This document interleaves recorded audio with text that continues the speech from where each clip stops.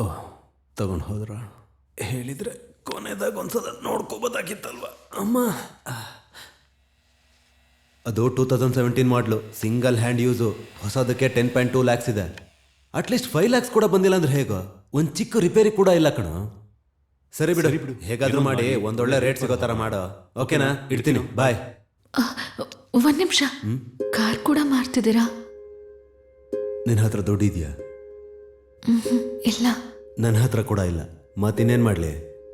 ಒಂದು 4 ದಿನ ಟೈಮ್ ಕೊಡಿ, ನಮ್ಮ ಅಪ್ಪನ ಹತ್ರ ಕೇಳಿ ಹೇಳ್ತೀನಿ. ನಿಮ್ಮಪ್ಪನ? ನಿಮ್ಮನೆ ಸೋರ್ತಿರೋದನ್ನ ನಿಲ್ಸಕ್ಕಾಗಿಲ್ಲ, ಇನ್ನು ನನ್ನ ಸಾಲ ತೀರಿಸ್ತಾನ? ನಾನು ನಿನ್ನ ಮದುವೆ ಮಾಡ್ಕೊಂಡಿದ್ದಕ್ಕೆ ಈ ಕಷ್ಟಗಳೆಲ್ಲ ತಪ್ಪಿದ್ದಲ್ಲ ಸುಂದರಿ, ಅನುಭವಿಸ್ಬೇಕು.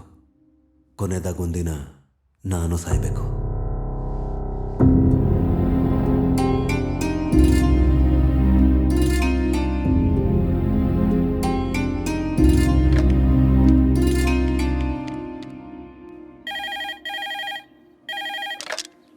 ಹಲೋ ಅಪ್ಪ.